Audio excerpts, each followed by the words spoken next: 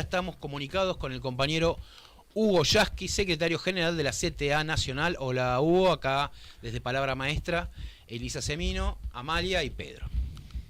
¿Qué tal? Buen día. Buen día, Hugo. ¿Cómo estás? Qué ¿Cómo placer. estás, Hugo? Bien, Buen muy día. Hugo, hoy 8:06 de la mañana recordamos que hace 7 años explotó la escuela 49. Nuestros compañeros y compañeras estuvieron desde muy temprano, estuvieron en la escuela. Hoy en la escuela de Moreno se volvió a recordar y volvimos a pedir justicia completa. Y además también se oyó el grito de la sirena de los bomberos en Moreno, porque es toda una comunidad que está reclamando, no solo en la comunidad de Moreno, pero sabemos que también a nivel nacional la CTA se fortalece nuestro reclamo, ¿no? ¿Qué palabras vos como maestro de escuela, con ese orgullo tuyo de serlo tan fuerte y tan nuestro también, ese orgullo de tenerte a vos como maestro, qué reflexión podés compartir con nosotros y nosotras? Y creo que es un momento en el que tenemos que volver a reclamar justicia, porque es un crimen que sigue impune, porque quienes abonan la teoría del accidente, de lo inevitable, saben que mienten sistemáticamente. Sandra y Rubén desarrollaban en ese momento su tarea en condiciones que hicieron que perdieran la vida. Podría haber sido una tragedia todavía mucho más dolorosa, porque milagrosamente no se produjo eso en el momento en que los chicos que formaban parte de ese jardín estuvieran cerca. Hubiese sido un hecho terrible y no puede quedar impune. Es consecuencia de las políticas del ajuste. Cuando nosotros decimos que el ajuste mata, quizás esta sea una de las expresiones más claras de esto que denunciamos. Y hoy en todo el país, no solamente en Moreno, en todo el país, los sindicatos de la CETERA van a reclamar justicia para Sandra y Rubén, como decían ustedes, justicia completa, y van a tomar la figura de estos dos compañeros, de estos dos trabajadores de la educación, como un emblema de la defensa de la educación pública. En estos días se está convocando a una marcha el 7 de agosto a Luján, como tanta... San Cayetano, perdón, me equivoqué. Estoy dormido, parece. San Cayetano, y queríamos saber, bueno, por qué la convocatoria. Sabemos que vamos la CTA de los trabajadores y la CTA autónoma conjuntamente. Queríamos saber por qué la convocatoria y qué significa ir nuevamente, ¿no? Nuevamente, sí, pues venimos hace un montón de tiempo. Sí, la convocatoria a San Cayetano y marchar a Plaza de Mayo tiene el mismo sentido que históricamente tuvo aquella marcha que en su momento encabezaba Ubaldini, sí, cuando se reclamaba paz, pan y trabajo. Hoy la Argentina vuelve a estar sometida a un experimento que en las cuestiones, digamos, troncales, repite lo mismo que fue la política de José Alfredo Martínez de Hoz en la dictadura genocida, y que después volvieron a hacerse presentes, lamentablemente para nuestro pueblo, con Cavallo en la década de los 90, con Cavallo después en el gobierno de la Alianza, con Macri y ahora con Milei. Solo que ahora esto está llevado a un extremo despiadado en términos de las consecuencias sociales. Hoy estamos perdiendo empleo registrado, empleo de calidad. La gente busca una changa después que es despedida de las fábricas que cierran. grandes empresas que cierran, desde las que fabricaban las zapatillas de marca deportiva hasta parte de las empresas que tienen que ver con la metalurgia pesada. Hay un éxodo de empresas que está dejando un tendal de despidos y hay una política sistemática para aprovechar esta ola de despidos, esta situación que pone a los sindicatos a la defensiva para profundizar el ajuste. El otro día en la reunión dábamos a conocer un encuentro empresarial que se va a hacer justamente el día que nosotros vamos a marchar de San Cayetano a Plaza de Mayo, y que tiene como lema principal aprovechar el tiempo actual para garantizar la baja de los salarios, el debilitamiento de las organizaciones sindicales y la precarización laboral.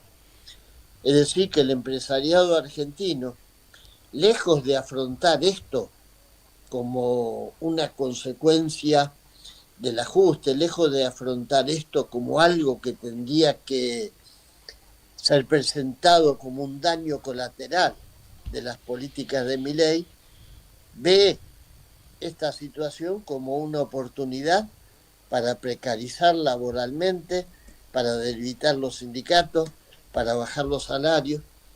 Y esto se siente mucho en los barrios populares.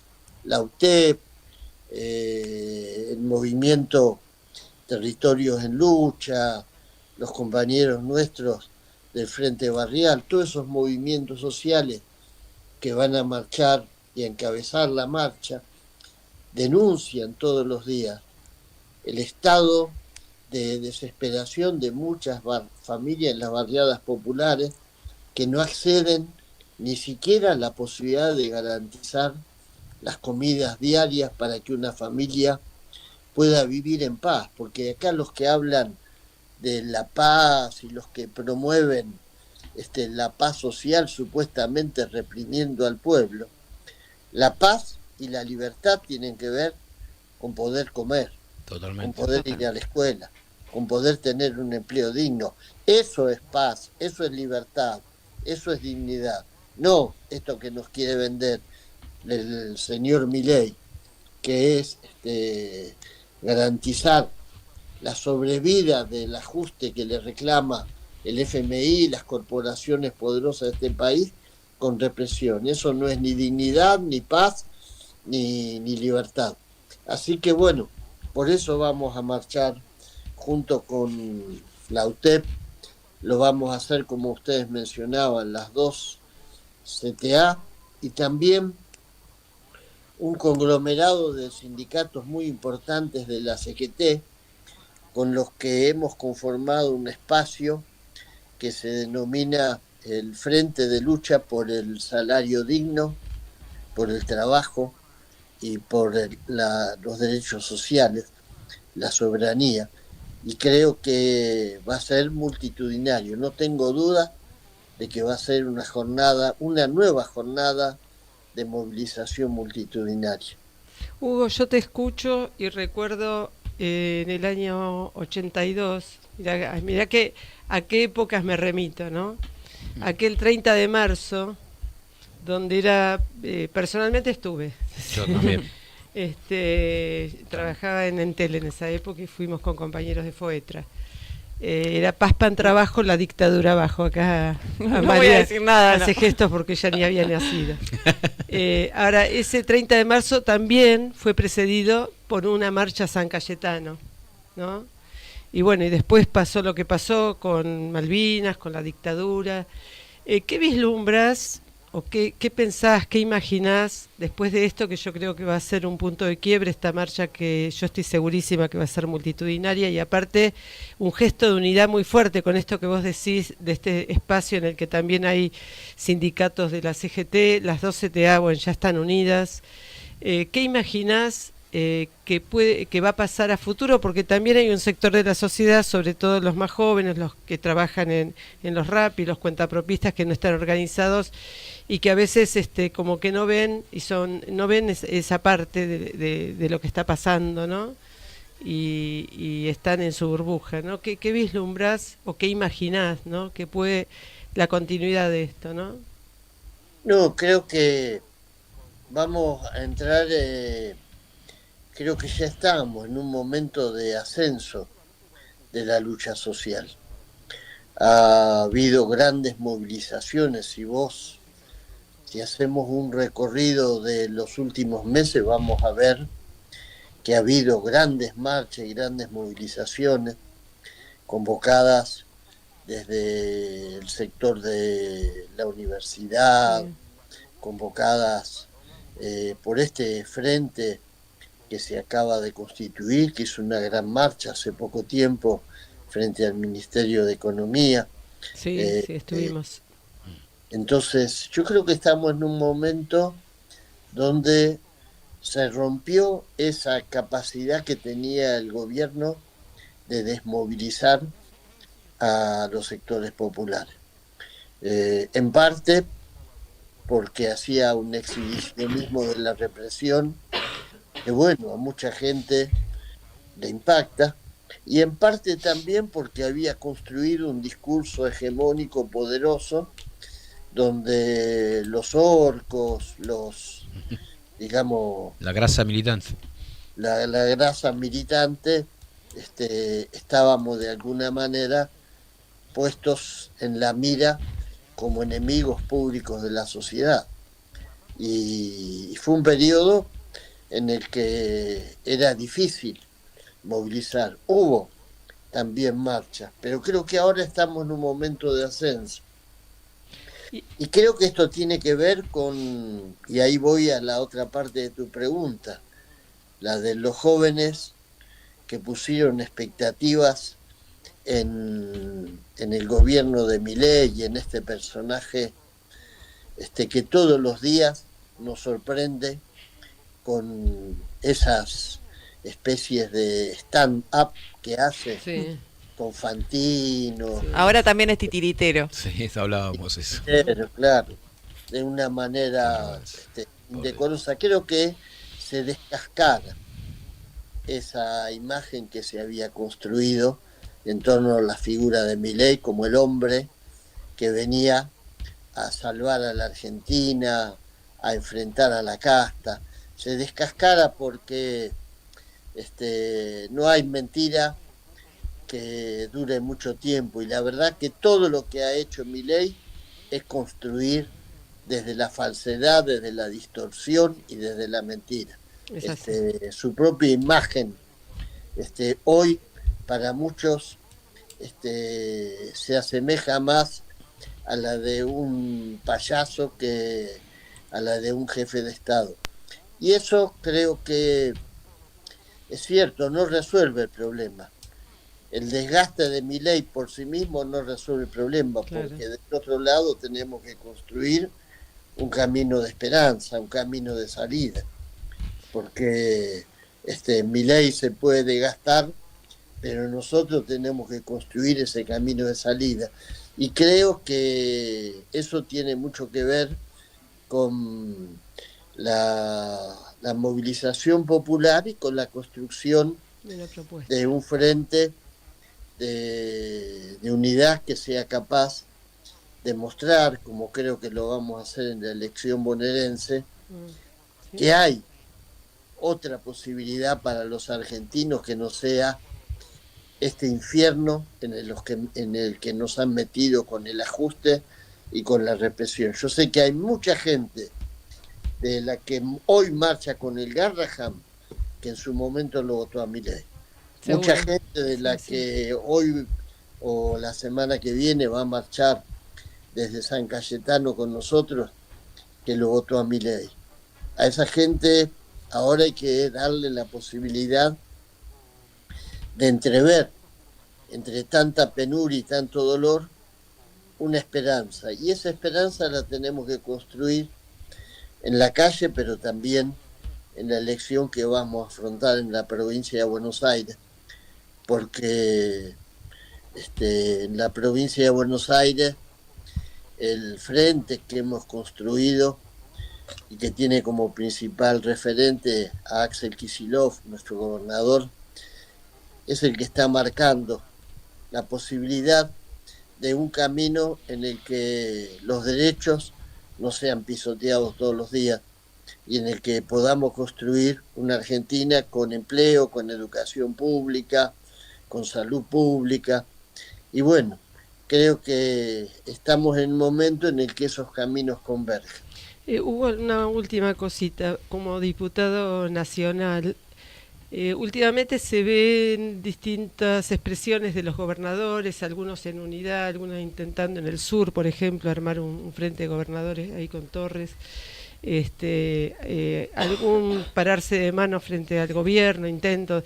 ¿Qué nos podés aportar vos como diputado que ves en el recinto, en esas confrontaciones, en esos debates que nosotros seguimos muy de cerca y la verdad que muchas veces escuchamos tu palabra y nos sentimos totalmente y orgullosamente representados, ¿no? Pero ¿qué repercusión estás viendo vos, si es que se la ve en el recinto entre los diputados con esta especie de viraje, aunque sea chiquitito, que están pegando los gobernadores? Sí, creo que hay una nueva situación en el Congreso que claramente se va a ver reflejada el próximo miércoles en una sesión donde, a pesar de que el oficialismo intenta denodadamente evitar que tengamos quórum, el oficialismo, Milei, quiere que el gobierno no fusione, claro, quiere estrangular esa vía de expresión de la democracia que es el Congreso. Pero yo creo que el miércoles vamos a tener quórum, y eso tiene que ver con lo que vos mencionabas. Los gobernadores, los mismos que fueron a firmar el pacto en mayo, por ejemplo, sí, los mismos que le facilitaron los votos para aprobar la ley de bases, para que no fuera derogado el DNU 7023, hoy ven que en las provincias la obra pública está paralizada, sí, que no cuentan con recursos para sostener la educación y la salud, que les quitaron el incentivo docente, que les quitaron los fondos que recibían por ATN, y como diríamos en el barrio, hoy los gobernadores, a pesar de sus zigzagueos, están dispuestos a que los diputados de sus provincias sumen quórum y aprueben leyes que son claves. Una, para toda la comunidad universitaria, es la ley de financiamiento universitario. sí. La otra es la ley para garantizar el sostenimiento de los servicios pediátricos, el Garraham y otros, a través de los recursos que se tienen que aprobar. Y hay otros dos proyectos que interesan particularmente a los gobernadores y que son muy necesarios, que es primero hacer coparticipable el impuesto a los combustibles. Claro. El impuesto a los combustibles, cada vez que nosotros cargamos nafta, hay una parte de ese importe que pagamos que directamente va asignado a un fondo que antes llegaba a las provincias para garantizar, por ejemplo, el sostenimiento de las rutas. Hoy está habiendo enormes problemas en las rutas nacionales, accidentes por el abandono. Es terrible, sí, sí. Cualquiera que viaje, la Sí, gente sí, que ha viajado por las provincias hacia el norte ve el desastre que tenemos, lo mismo en la zona patagónica. Entonces, los gobernadores hoy quieren discutir la coparticipación de ese impuesto, porque ese impuesto hoy, así como se recauda, va a la bolsa de la bicicleta financiera con la que están sosteniendo esta ficción del dólar flotando. Flotando entre bandas. En un momento esa burbuja estalla y se acaba la historia. Y el otro proyecto que interesa a los gobernadores es hacer coparticipables los ATN. Los ATN son recursos que tienen que ir para las provincias en casos de necesidad extrema, en casos de fenómenos que tengan que ver con cuestiones climáticas, con con cuestiones, digamos, que no estaban previstas y por lo tanto no están presupuestados, pero que la nación tenía la obligación de poner a disposición de las provincias. Eso también fue a la caja con la que manejan esta especulación financiera, el famoso carry trade, la bicicleta, como le decimos nosotros. Entonces, esos temas creo que nos van a permitir tener mayoría y aprobar estas leyes, las dos leyes, las de ATN y la de impuestos coparticipar ATN y coparticipar impuestos a los combustibles, van a ser muy importantes porque son fondos frescos para las provincias, ya tienen media sanción del Senado, es decir, que si nosotros el miércoles las aprobamos, son leyes y creo que marca una nueva etapa en la relación de la Cámara de Diputados y del Senado con Milei. Bueno, y todo confluye con la calle y el palacio, digamos, ¿no? Lo que pasa dentro del Congreso y lo que pasa en la calle, sabemos que todos los miércoles, y mandamos nuestra solidaridad, también están los jubilados ahí afuera, ahora con lo que pasó en Córdoba, con el aumento del salario de los jubilados, tan criticado por Franco ayer, ¿no? En sus declaraciones, un desastre. Pero, bueno, yo creo que hay... Sí. Ahí recordemos que estamos esperando el veto de Milei. Claro. También. Estamos esperando el veto de Milei para esa tibia mejora que pudimos aprobar para los jubilados. Ya se lo prometió a los empresarios, igual, claro, al veto. Pero bueno, estamos con la guardia en alto porque seguramente el veto de Milei va a disparar otra gran convocatoria popular en la calle. Sí, seguramente. Otra etapa, ¿no? Habrá que ir a otra pantalla para seguir peleando por el tema de los jubilados. Totalmente. Hay que ver si el gobierno veta las leyes de los gobernadores, ¿no? Claro. Y además yo creo que hay que apuntar con nombre y apellido cómo se va a votar, porque nosotros tenemos la posibilidad de rechazar el veto. Claro. ¿Cómo es eso? Sí. Explícalo un poco para la audiencia, para el público. Porque... El presidente puede vetar, pero nosotros con una mayoría especial podemos rechazar el veto. Una mayoría especial que requiere de que no haya héroes, esos héroes de los que habla Milei, que después los invita a comer un asado, ¿no? Sí, como pasó la última vez. Veto de los 250 diputados y diputadas aproximadamente, con 87 que ellos recluten, 86, logran blindar el veto. Pero yo digo, en esta situación en la que estamos, con los jubilados hambriados, con los jubilados reprimidos y con la posibilidad de una pequeña mejora, porque no le vamos a cambiar la vida, la vamos a hacer un poquito menos difícil, es así. Vamos a tener que apuntar con nombre y apellido y que la gente le conozca las caras a los héroes que van a ir a comer el asado en caso de que logre reclutar ese rebaño de traidores a la causa de los jubilados. Pero bueno, vamos a ver, es una historia que todavía tiene final abierto. Ojalá podamos rechazar el veto. Yo veo una luz de esperanza en todo lo que decís. Es muy difícil la situación en la que estamos, pero creo que está como, viste como dicen los pibes, alineándose los planetas, ¿no? Va a haber un punto de inflexión estos días que se vienen. Yo creo que sí, y hay algo que, no sé si tenemos más tiempo. Lo del presupuesto influye, ¿no? Van 2 años que no tenemos presupuesto nacional, ¿no? Influye en todo esto lo que está pasando, ¿no? Y sí, pensá que tenemos el presupuesto congelado desde antes de la mega devaluación que hizo Milei cuando asume, con la historia de que había que pararla. ¿Se acuerdan la historia esa de que había un 17.000% de inflación que estaba ahí al acecho como si fuera un animal que lo teníamos encerrado dentro del placar, que había que matarlo? Bueno, todo ese verso que hizo, hubo una brutal devaluación. Imagina, tenemos el presupuesto de antes de esa devaluación, es decir, nos estamos manejando con un presupuesto de fantasía que no existe.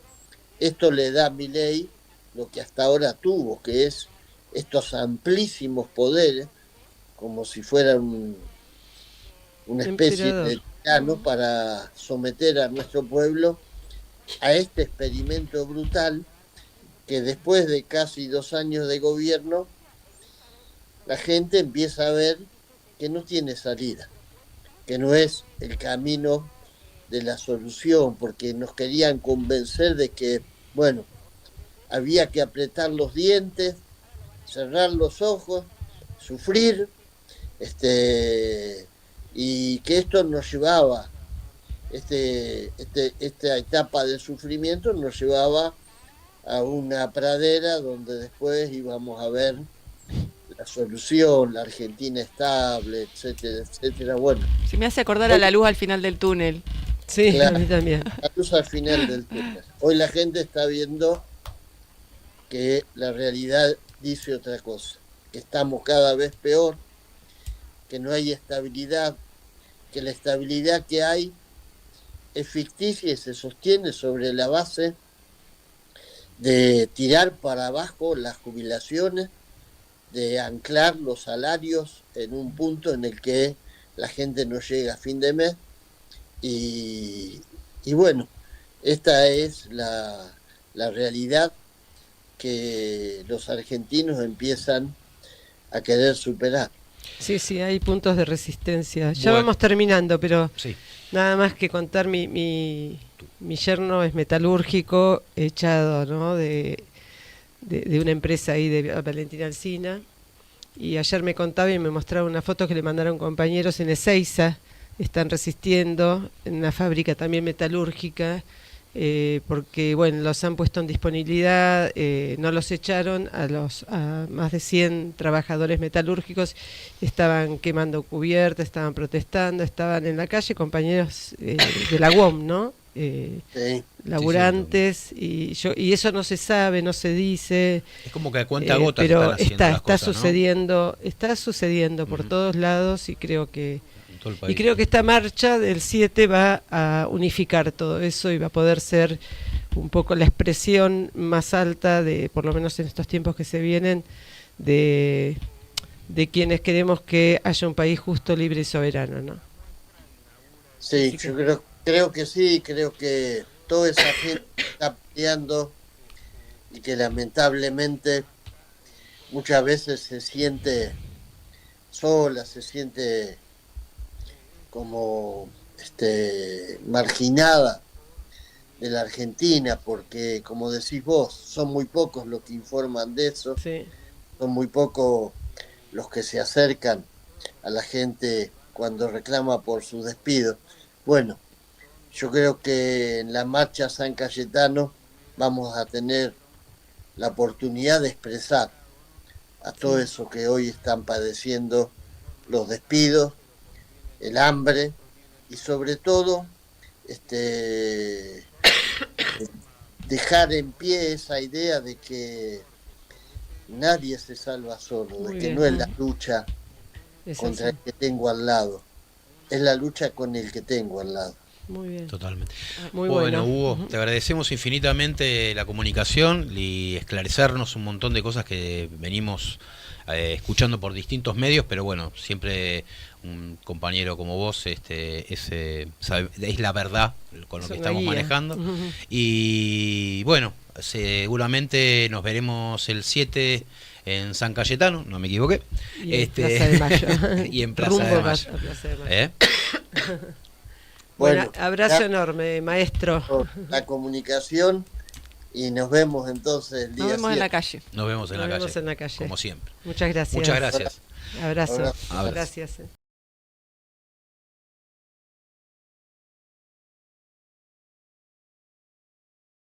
Para introducirnos un poco en el tema que queríamos charlar con vos, bueno, esta semana empezaste con una actividad muy intensa con los distritos que sufrieron inundaciones, estuviste en San Antonio de Areco, llevando donaciones, Así que queremos que nos comentes un poquito eso. Te planteo los temas de entrada, así vos después te vas explayando como quieras. Y el otro punto que queremos charlar con vos es, bueno, esta movilización extraordinaria que llevamos adelante el jueves y que tuvo expresiones en los distintos distritos de la provincia, extraordinarias, con distintas cosas, con radios abiertas, con clases públicas. Bueno, hubo una creatividad y un despliegue y una participación activa, tomando la voz de compañeras y compañeros, que fue maravilloso. Y bueno, y después este retroceso en términos de derechos laborales, que son los decretos del presidente, que, bueno, uno es muy reiterativo en relación a, ¿no? Como que vuelven y vuelven y vuelven. La paritaria con docente. El tema de lo esencial, ¿no? De ampliar la esencialidad y demás, y el tema de el decreto, el artículo 10 de la ley de financiamiento, donde se corren de su lugar de responsables de la educación pública a nivel nacional. Así que bueno, por ahí vamos conociendo un poco, escuchándote, y bueno, empezá por donde quieras. Bueno, buenos días a todas y a todos. El tema de las inundaciones que afectó a muchos compañeros y compañeras, la verdad que es un problema, es un drama. Estuvimos en Bahía Blanca cuando fue lo de la inundación. En otros momentos de inundaciones, en otros años también. Yo en el caso particular fui parte de lo que fue la inundación de La Plata, ¿no? Mi casa se inundó, pero antes hubo otras inundaciones en La Plata donde estuvimos asistiendo. La verdad que es la primera sensación, y porque lo viví en carne propia, y aparte porque lo siento cuando hablo con los compañeros que les sucede, es una sensación de devastación, de perder todo, de no saber qué hacer. Bueno, y después inmediatamente la solidaridad de los compañeros y las compañeras van modificando eso. El acompañamiento es clave, sentirse acompañado y asistido, y saber que hay gente que está al lado tuyo. Eso va modificando, ¿no? Después, el tema de los bienes materiales. Por supuesto que hay diferentes situaciones.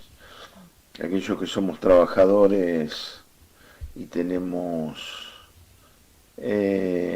un sueldo, que estamos registrados, tenemos otra posibilidad de recomponer las pérdidas materiales. Hay mucha gente que perdió todo, lo poco que tenía, y es muy difícil inclusive volver a reponer eso poco que tenía. Por eso es clave el tema de la solidaridad y por supuesto la asistencia del Estado en eso. Así que bueno, estuvimos en San Antonio de Areco, estuvo Laura en Salto, ayer creo que estuvieron en Arrecifes. En Zárate y Campana también. Sí, en su momento estuvimos en Zárate y en Campana, estuvo Silvia, estuve yo reunido con los compañeros en Exaltación de la Cruz. Bueno, en las zonas afectadas y acompañando a los compañeros que están haciendo algún aporte para que puedan llevar a las escuelas o a los mismos compañeros, y además acompañando a aquellos que acompañan, ¿no? Fortaleciéndolos, que es muy importante. Así que, bueno, pero eso da para reflexionar, ¿no? Porque el tema de la obra pública, se cortó la obra pública. Hacer grandes obras, o no tan grandes, pero obras que se necesitan para poder hacer frente a la inundación. Para que no suceda lo de la inundación se necesita obra pública, y bueno, el gobierno nacional lo recortó. Y pongo un ejemplo, ahí en Exaltación de la Cruz me decían que subió el agua muy rápido, pero como habían hecho una obra, un canal aliviador o algún arroyo, me contaban los compañeros, el agua bajó rápido. Claro. Entonces, por la obra, entonces no pasó a mayores. Donde no existe eso, se complica la situación. Entonces la obra pública es fundamental la obra, y la asistencia del Estado, que es lo que no está haciendo el gobierno nacional. Por eso yo escuchaba después algunos candidatos que supuestamente lo representan despotricando porque no hay obra pública en la provincia. Sí, no hay obra pública en la provincia porque Milei fundamentalmente, o sea, la mayoría de las obras las paralizó, y la poca obra pública que hay, o la obra pública que hay, es la que está sosteniendo el gobierno de la provincia de Buenos Aires con muy pocos recursos, porque hay un recorte de 9 billones de pesos que le tendrían que ir a la provincia de diferentes rubros. El salario docente, el recorte del incentivo docente, para salud, el fondo de seguridad, para obra pública, paralizadas muchísimas escuelas. Entonces, hay que discutir con la familia, hay que discutir, hay que conversar, hay que intercambiar, y hay que hacer reflexionar a muchos que a veces dicen, bueno, me pasa esto y bueno, ¿por qué nos está pasando? ¿Por qué no llegamos a fin de mes? ¿Por qué sucede lo que sucede en el tema cuando no hay obra pública? ¿Y quiénes son los que sostienen ese tipo de cosas? Porque a veces después hay una disociación en la bronca que uno tiene por cosas que no sucede, que suceden y no deberían suceder si hubiera inversión, asistencia del Estado o un Estado presente, y por el otro lado la preferencia electoral, ¿no? Entonces ahí se cruza, hay una contradicción, y hay que plantearlo claramente. Lo que pasa con el salario en la provincia de Buenos Aires. Por supuesto que los salarios no alcanzan, más en el contexto inflacionario. Milei devaluó 2 veces, muy fuertemente, y además nos recortó el salario. Y el salario no alcanza, sí, porque tenemos un recorte salarial y por la situación económica. ¿Quién es el responsable que paga los salarios en la provincia de Buenos Aires, o el gobernador o el presidente de la nación? Y está claro que es el presidente de la nación, porque el que paga los salarios es el gobernador, pero con un recorte terrible que le ha es muchísimo hecho a la provincia dinero en los recursos. Sigue sosteniendo las paritarias, y a nivel nacional le ponen un techo del 1% a las paritarias, pero además de eso, el contexto económico y el recorte financiero, entonces hay que, y el recorte salarial.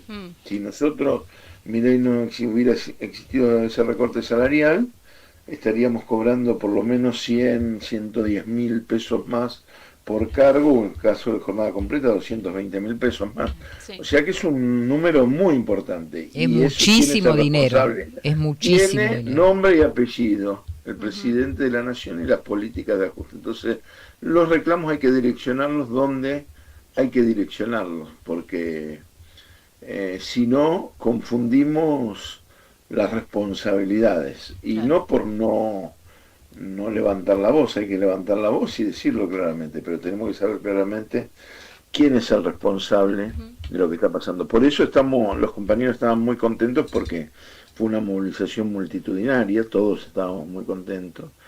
La escondieron los medios de comunicación, una movilización multitudinaria. Ayer Hugo Yasky sacó un tuit que yo lo reenvié para que lo retuitearan, y sobre la televisión china, o sea, lo vieron millones de chinos, la protesta. Es graciosísimo. No la pudieron ver los argentinos, y era una movilización muy, pero muy grande frente al Ministerio de Economía. Bueno, ese tipo de cosas que suceden, ¿no?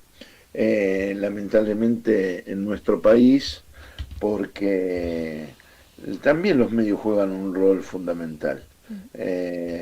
Porque los medios son corporaciones que son dueños de medios de comunicación, y juegan para sostener, más allá de las críticas que Milei le puede hacer a los periodistas y demás, ellos no se equivocan, como el campo popular muchas veces. ¿Cuál es la contradicción principal? La contradicción principal para ellos es destruir todo lo que tenga raigambre popular para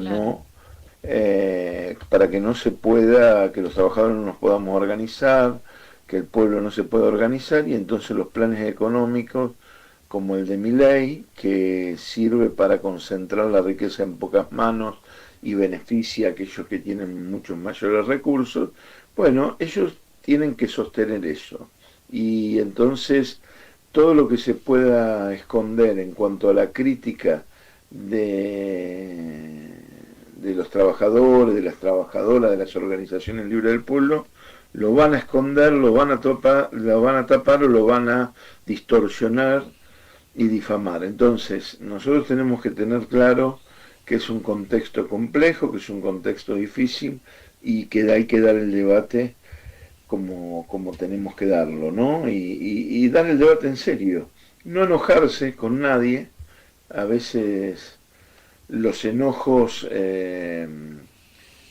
tienen que ver con las propias frustraciones de muchos, pero hay que saber hacerles entender a muchos que lo que está pasando es porque hay un gobierno que lleva determinadas políticas adelante que son precisamente contrarias a lo que uno quiere. O si no, que decidan claramente si está bien y están de acuerdo con estas políticas cuando se venga la reforma laboral, cuando se venga la reforma previsional, que modifiquen las jubilaciones. Bueno, entonces hay que decirles, bueno, ¿ustedes están de acuerdo con esto? Muy bien, entonces sigan por este camino, claro. Pero no depositen las responsabilidades en otros, son ustedes los que tienen la responsabilidad de lo que está sucediendo. Bueno, ese tipo de cuestiones, ese tipo de debates, hay que darlos, hay que ser firmes, vuelvo a decir, hay que ser reflexivo, hay que saber escuchar, pero también hay que saber plantear las cosas con total claridad e interpelar al otro cuando vemos que no hay argumentación o es contradictoria la argumentación en cuanto a la demanda. Y bueno, los dos decretos, el decreto de paritaria, sí. La verdad una vergüenza porque pone en manos del Consejo Federal de Educación, que en realidad el Consejo Federal de Educación participaba en la negociación paritaria. O sea, lo que están haciendo es correr al Estado Nacional, la responsabilidad del Estado Nacional, pero no la corren absolutamente, sino que se reservan el derecho a veto de un acuerdo. Entonces la verdad que es terrible, es absolutamente vergonzoso. Y el otro decreto, como decías vos, insisten con el tema de la esencialidad. En realidad distorsionan la esencialidad, porque la normativa de la OIT establece claramente que tiene que ser declarado un servicio esencial. Y cuando decimos normativa de la OIT somos trabajadores, son empresarios y son gobiernos que intervenimos en el tema de la OIT. O sea, es un organismo tripartito, sí. Que funciona de 1919, que ha llevado de diferentes convenios, son acuerdos a nivel mundial. En la Argentina esos acuerdos los recepta la Constitución Nacional a partir del artículo 75, inciso 22. Cuando se ratifica un convenio, la Argentina, ese convenio tiene carácter constitucional, por el artículo 75, inciso 22 de la Constitución. Y bueno, ¿y qué plantea la OIT con respecto al tema de servicio esencial? Que tiene que ser declarada una actividad como servicio esencial cuando la paralización total o parcial de la misma pone en riesgo la vida, la salud y la seguridad de las personas. Entonces, dos ejemplos que siempre son muy claros. Los controladores aéreos, los aeronáuticos pueden hacer paro, pero tienen que dejar una guardia mínima en la torre de control por el tráfico aéreo, porque si no pondrían en riesgo la vida, la salud y la seguridad de las personas. Los médicos pueden hacer paros, sin ninguna duda, pero en una sala de terapia intensiva tienen que dejar guardias mínimas, porque si no hubiera una guardia mínima, pondrían en riesgo la vida, la salud y la seguridad de las personas. En una escuela, si se ponen guardias mínimas, con la misma cantidad de alumnos, lo que está poniendo en riesgo la seguridad de las personas. O sea, el efecto contrario a lo que busca la normativa de la OIT. Entonces, lo que intentan con eso es cercenar directamente el derecho a huelga. Y tienen dos problemas. Uno es el artículo 75 y inciso 22 de la Constitución, como explicaba anteriormente, y el otro, el artículo 14 bis, que establece claramente el derecho a huelga. Entonces, por eso sistemáticamente del gobierno de la Rúa, inclusive a este gobierno, con los primeros decretos, cuando fue el tema de la ley base, después fue el decreto que sacaron también estableciendo el tema de la esencialidad, fueron declarados inconstitucionales, claro, en primera instancia y en segunda instancia. Y este decreto también va a ser declarado inconstitucional. Bueno, este tema es redundante, pero te lo queríamos preguntar porque, bueno, siempre puede haber algún compañero o compañera que esté escuchando y esta explicación y este relato de dónde venimos con esto, ¿no? Desde hace tantos años, y sobre todo la insistencia de estos gobiernos en querer quitar derechos, en hacer desaparecer a los sindicatos. Bueno, hay un objetivo ahí muy claro. Muy claro. Así que bueno. Sí. No, y quería marcar dos cuestiones más. Uno, el tema de la unidad. Fue muy importante el tema de la unidad de las dos CTA. Sí. No es verdad que no se puede movilizar, que no se puede reclamar y estar al frente de la lucha. Nosotros lo venimos haciendo. Y yo creo que la unidad es clave para eso. Es clave para eso. Por eso tenemos que seguir construyendo unidad y, por supuesto, las decisiones que nos permitan enfrentar estas políticas que lamentablemente nos hacen daño. Así Por es. otro lado, lo de Tierra del Fuego es un ejemplo. La lucha de los compañeros. El otro día hablé con Abel Furlan.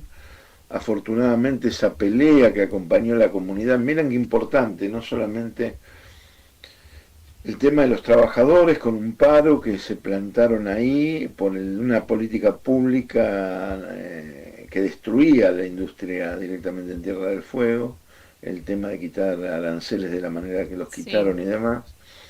En realidad hay una cuestión que algunos plantean, primero que el Atlántico Sur es estratégico y la mirada hacia la Antártida. El gobierno Milei solamente fue a Tierra del Fuego cuando fue la jefa del comando sur de Estados Unidos, cuando le dijeron que autorizaban a poner una base militar ahí. Hay una base de la OTAN en Malvinas, quieren poner una en la misma Tierra del Fuego, con las mismas fuerzas que están ocupando nuestro territorio, con una mirada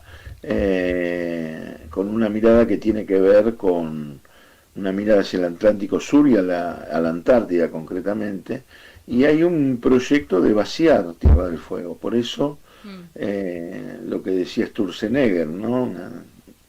Es terrible lo que se dice. Bueno, pusieron galpones en un lugar muy bonito. Galpones son industrias que hay en Tierra del Fuego y demás. No, terrible. Bueno, ellos quieren vaciar también, despoblar Tierra del Fuego y dejar negocios solamente inmobiliarios, de turismo, pero también con una cuestión geopolítica que tiene que ver con la instalación de bases militares allá. Y bueno, el apoyo de la comunidad de Tierra del Fuego, con apoyando la lucha de los trabajadores, logró que se firmara un acuerdo. Hablé con Abel Furlan, que le expresamos la solidaridad, lo dijo Hugo, Cachorro Godoy, creo que Aguiar también en el acto, con respecto al tema de la solidaridad de Tierra del Fuego, Daniel Catalano, bueno, muchísimos compañeros y compañeras que además AT Capital viene dando una pelea contra los despidos impresionante, y que han tenido muchos despedidos. Ahí la verdad que toda la solidaridad con los compañeros de AT Capital, pero bueno, expresamos la solidaridad y yo hablé con Furlan expresándole lo mismo, que ellos nos agradecían mucho porque sintieron el tema de la solidaridad nuestra y demás, y que acompañamos allá, y eso es muy importante. Y el último tema, lo que planteó Hugo en el acto, que no es menor ante lo que está sucediendo en Gaza, ¿no? Y nombrando al Papa Francisco y el tema de la casa común, la casa de todos. No puede ser, hay que parar ese genocidio. No solamente están matando a niños, a jóvenes a través de los bombardeos, están queriendo destruir directamente Gaza para apropiarse de ese territorio, sin ninguna duda. pero además están muriendo de hambre porque no dejan entrar la ayuda humanitaria. Sí. La verdad que son crímenes de lesa humanidad, es un desastre lo que están haciendo. Y bueno, hay que levantar la voz también para solidarizarnos con el pueblo palestino, sin ninguna duda. Totalmente. Bueno, Roby, te agradecemos. Hablaste te hago un aporte a tu fin de semana para que mires una serie que miren todos los compañeros. El Legado se llama en Netflix y es la historia de los medios, es una serie española, de los medios de comunicación como negocio, donde se desnuda los tejes y manejes, los posicionamientos, cómo les importa 3 belines hacer miércoles todo en virtud de los negocios. Es muy interesante y muy linda. Mira, así que si no vas a hacer nada este fin de semana, tenés ya una serie recomendada. Bueno, nos vemos en la semana, que descanses. Bueno, felicitaciones, abrazo a todas y a todos y fuerza, y hay que seguir estando presente, escuchando y construyendo las condiciones que nos permitan transformar la realidad.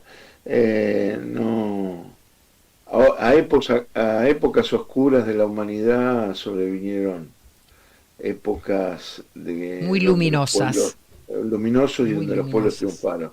Y esta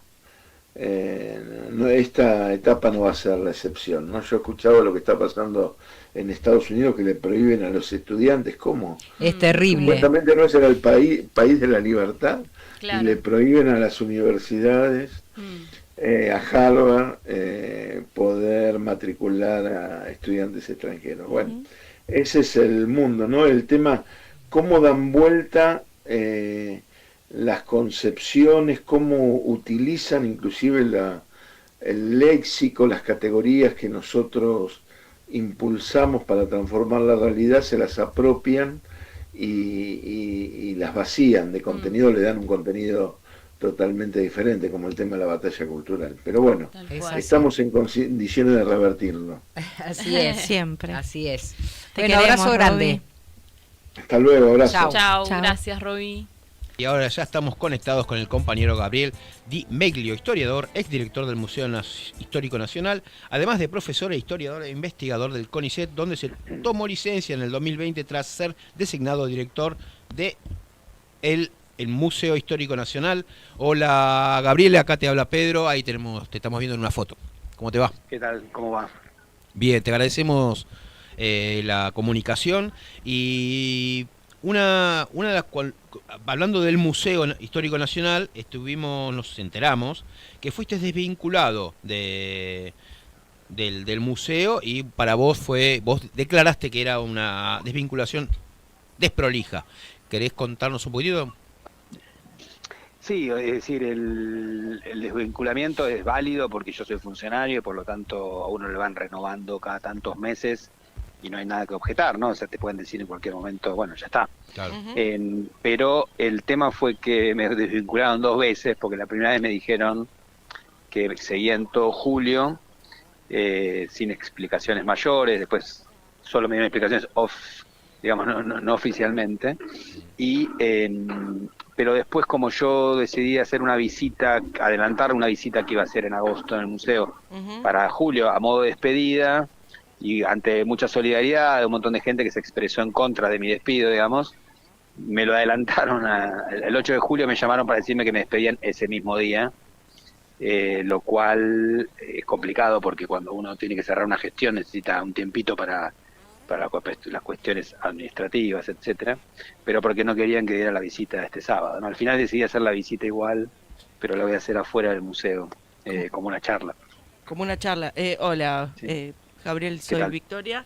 Eso te iba a preguntar, que sabía que ibas a hacer la visita como una charla. Contanos de qué trataba esta visita, porque la idea, por lo que sé, es hacer la charla afuera y que después los participantes ingresen al museo para ver de lo que se trata la charla. Pero contanos un poquito de qué va ahora la anterior visita y ahora actualmente charla. Bueno, sobre la historia popular, cómo aparece la historia popular, digamos, la historia de la mayoría de la población, digamos, en el museo, cuando es un museo, sobre todo centrado en grandes figuras históricas, ¿no? En general todas personas de la clase alta, y cómo justamente intentar contar también una historia popular que es un poco, uno puede hacer muy limitadamente con el patrimonio existente, pero bueno, ¿cuáles fueron las estrategias que usamos para incluir la historia popular en el museo? Es re interesante eso, porque además hubo una, no sé si llamarlo revisión o una nueva forma o nuevas cosas, ¿no? Porque yo sé que hicieron también una muestra de fútbol y una muestra de rock de los 80. Sí.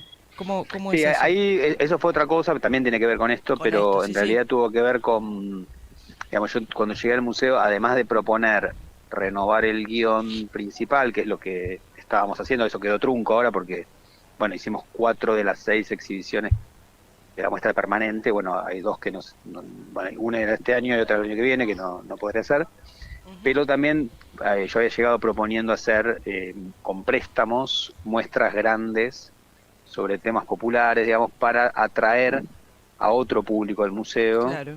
Y que también conociera el museo, pues un museo muy lindo, muy importante, pero con un público pequeño, digamos, hasta ahora, digamos. Y ahora eso funcionó porque, digamos, pasamos a más que duplicar el público, y eso para un museo es bueno, ¿no? Y bueno, además esas exhibiciones en sí mismas, la verdad que fueron muy lindas. La del rock de los 80 y la de la historia del fútbol argentino. Sí, es increíble. Es un museo muy lindo que además está, le recordamos a la gente que es el que está en el Parque Lezama, acá en el sur de la capital, en Barracas, y que además ahí se exhibe el sable corvo de San Martín. ¿Estoy en lo cierto? Que siempre, que aparte es muy lindo como está exhibido, digamos, tiene todo unas luces que te van llevando, te van guiando por el camino para hasta llegar, y la verdad es que es muy lindo. Al que no lo conoce le recomiendo que vaya, porque es un museo precioso.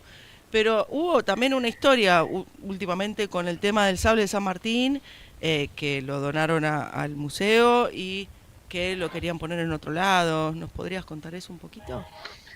Sí, el sable de San Martín, o sea, tiene una historia larga, digamos, pero abreviando, San Martín se lo donó a Juan Manuel de Rosas. Juan Manuel de Rosas se lo dejó a su hija y a su yerno.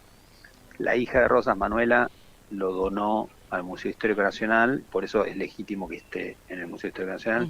Está ahí desde 1897, pero después, en la década del 60, en la época de la proscripción del peronismo, hubo 2 robos políticos, digamos, para llevarle el sable a Perón como símbolo, digamos, que estaba en el exilio. Las 2 veces los robos fueron destartalados y el ejército recuperó el sable. La segunda vez, justo poco después, vino el golpe militar de Onganía. Onganía decidió que el museo no tuviera más el sable, sino que lo tuviera el regimiento de granaderos. Y ahí estuvo durante décadas, pese a los pedidos posteriores de los directores del museo. En esa época el museo no tenía seguridad, ¿no? Claro. Y en el 2015, cuando el último año de Cristina Fernández, ella llevó de nuevo, por decreto presidencial, el sable al museo con guardia de granaderos. Justamente Granaderos participa, también viven en el museo. Exacto. Ahora, eso estaba cerrado finalmente, hace 10 años que está el sable de nuevo. Y lo que ocurrió fue que este año el Ministerio de Defensa pidió el sable para llevárselo otra vez a Granaderos. ¿Con qué excusa? ¿Con qué razón? No sé. O sea, porque les pintó. un pedido a la Secretaría de Cultura que lo rechazó. Yo, parte del lío por el cual me echaron es que empecé justamente a hacer notas en los medios sobre este tema, porque me preguntaban, ¿no? Y explicando por qué sería terrible sacarle el sable del museo, que además es su propietario legítimo. Y además, bueno, ahí me empezaron a preguntar por el presupuesto del museo, cuando dije que es nulo, ¿no? En este momento, y que eso es malo para los museos, para el patrimonio nacional. Bueno, esa parece haber sido mi causa de despido, aunque no me lo dijeron abiertamente. Sí, que habías hablado, por lo que entendí, o por lo que estuve leyendo, que habías dicho que el presupuesto para cultura en general era prácticamente nulo. Exacto. Y así fue. es. Bueno, sobre todo para los museos, ¿no? Por ahí, en el ex CCK hay cosas y, bueno, lugares más ligados con la gestión, ¿no? Sí, de todas maneras hubo desvinculaciones de gente, mucha desvinculación de gente en el CCK y digamos, después el cambio de nombre y el cambio de también el tipo de cosas que se presentan, ¿no? En el CCK. Pero Una bueno, de las eso es cosas otra cuestión. que siguiendo con la línea de nuestro contexto, es el 9 de julio, ¿no? Lo que pasó en 1816 y lo que está pasando ahora. ¿Cómo ves la diferencia o cómo ves este 9 de julio en este momento? Bueno, estamos muy lejos de aquel, obviamente, Sí. ¿no? Después, aquel intentó construir un país, bueno, se fue construyendo a lo largo del tiempo, con idas y vueltas. Obviamente, este es un momento de los difíciles de esa historia, ¿no? Posterior, indudablemente, ¿no? Porque, bueno, hay una reacción general en muchos espacios que puede tener consecuencias muy duras, como han tenido, más allá de las novedades de esta experiencia actual, otras emparentadas y que han dejado herencias muy duras, ¿no? Para vos, ¿no? Digo, en la cuestión cultural con respecto a la política del gobierno, ¿es una política nacional, es una política cultural a nivel nacional, colonizada? ¿Cómo nos podrías explicar este momento con respecto a la cultura y principalmente a los hechos históricos, ¿no? En general, lo que veo a nivel de cultura en particular es una ausencia de un abandono absoluto, ¿no? Más que una idea de hacer una política de otro tipo, es no hacer nada, ¿no? O sea, si vos mirás lo que hace la Secretaría de Cultura, es prácticamente nulo. O sea, entonces, y eso es una política en sí misma, ¿no? Claro. Ahora, sí, por supuesto, este gobierno, y ahí, bueno, qué sé yo, en eso está en su derecho, como cualquier gobierno, tiene una mirada política, histórica. Yo no estoy de acuerdo en lo más mínimo con sus planteos, pero en todo caso no hay nada raro ahí. Simplemente sí es novedoso que reivindiquen periodos históricos que hasta hace poco no se podían reivindicar en la vida política democrática, ¿no? Como la dictadura, la última dictadura, o la conquista del desierto de Roca, ¿no? Claro. Sí, y también esto entra, digamos, en la misma semana que fue lo de Camila Peronchena, que en una discusión con Pose, que es el director del Museo de la Casa de Tucumán, sí, que además no es historiador, y que discutía y que Milei la insultó directamente, algo de que le dijo que tenía gusanos en el cerebro, una cosa así. Sí, digamos, sí, tal cual. Sí, fue todo en la misma semana. Sí. ¿Cómo es esto porque discuten sobre el uso político, ¿no? Que los presidentes le dieron tradicionalmente al 9 de julio. Bueno, todo presidente siempre ha tenido, eso quiere decir, no es este gobierno en ese sentido, no, todos los presidentes tratan de tener una mirada a la historia, incluso los que dijeron que no la tenían, como Macri en su momento, ¿no? Sí, por supuesto. También eso es una mirada. Pero otra cosa es mentir abiertamente sobre el pasado, ¿no? Como es, por ejemplo, lo que dijo este señor Pose sobre una estupidez así como que Argentina es una potencia mundial, ¿no? Claro, sí, eso sí, no totalmente. resiste ningún análisis. Me imagino un extranjero leyendo eso y riendo a carcajadas, ¿no? Como todo el estereotipo del argentino soberbio diciendo tonterías, digamos. Entonces, a ver, Argentina no fue no más mínimo una potencia mundial, no resiste el menor análisis. Claro. Entonces ahí eso ya es como, bueno, decir tonterías. En todo caso, o sea, efectivamente esa época Argentina creció mucho económicamente, después está la discusión sobre las desigualdades que ese periodo generó, de crecimiento indudable, de ahí a ser potencia. Hay un montón es realmente gracioso si no fuera medio triste, ¿no? Claro, sobre todo por el contexto de odio, ¿no? Exactamente. Que fomentan. El museo, ¿no? Hace no sé cuánto tiempo hizo un convenio con SUTEBA, ¿no? ¿Puede ser? Puede ser que haya tenido, pero no en mi gestión. No en tu gestión. Está bien. Sí. ¿Vos sabés cómo puede llegar a continuar ese...? No, ni idea. No, la verdad ahí me mataste, no tengo idea, porque no recuerdo eso, pero... O sea, el museo ha tenido convenios con distintas instituciones y grupos diferentes, pero la verdad que no tenía un conocimiento específico de esto. ¿Y cómo sigue ahora el museo? Ahora que... Bueno, en principio, a ver, por un lado tiene un muy buen equipo de trabajo, o sea, gente muy capacitada, y que ha hecho, bueno, digamos, obviamente yo ahora me llevo los flashes, pero la verdad es que es un trabajo colectivo, ¿no? Claro. Sin duda, y no es un lugar común decirlo, es real. O sea, cada cual ahí aportó lo que sabe. Ese equipo queda. La dirección va a ser distinta, o sea que probablemente sea otra orientación. Quien me sucede dirigió museos hace muchos años y hasta ahora era como mi jefa directa, no era la directora nacional de museos, pero bueno, su mirada de los museos es diferente a la mía, así que la verdad es que no sé muy bien qué es lo que va a hacer. Ciertamente no creo que tantas cosas, porque sin presupuesto es difícil. Es muy difícil, totalmente. Bueno, Gabriel, ¿algo más que nos quieras comentar, compartir? No, invitar a los que quieran venir hoy a la charla en el Parque Lezama, al lado del museo, que voy a hacer una charla sobre esto, sobre historia popular, y después invitar a la gente a pasar al museo, que sigue siendo el mismo. ¿A qué hora es? Es a las 5 de la tarde. Bien. Defensa 1600, bueno, al lado del museo. Al lado del museo que está en el Parque Lezama, en Barracas. Exacto, en el Parque Lezama, ahí en donde termina Barracas San Telmo. Y bueno, eso, no, simplemente, nada más. Bueno, te agradecemos infinitamente la comunicación, espero que hoy la charla salga, que vaya mucha gente, muchos compañeros, muchos vecinos, y bueno, hay que seguir peleando para ir recuperando la cultura y principalmente nuestra historia, ¿no? Indudablemente. Hay que seguir dando la batalla cultural. Que sin historia es muy vamos a repetir muchas cosas que del pasado, ¿no? Sin saber de nuestra historia. Eso es así, tal cual. No hay que bajar los brazos tampoco. Exactamente. Bueno, Gabriel, te agradecemos infinitamente la comunicación y bueno, mucha suerte, y cuando puedas, quieras y tengas algo de charlar con las y los docentes bonaerenses, si quieras comunicarnos algo, acá estamos. Acá estamos, este es tu micrófono. Bueno, les agradezco mucho, les mando un abrazo. Un abrazo grande. Gracias, Gabriel.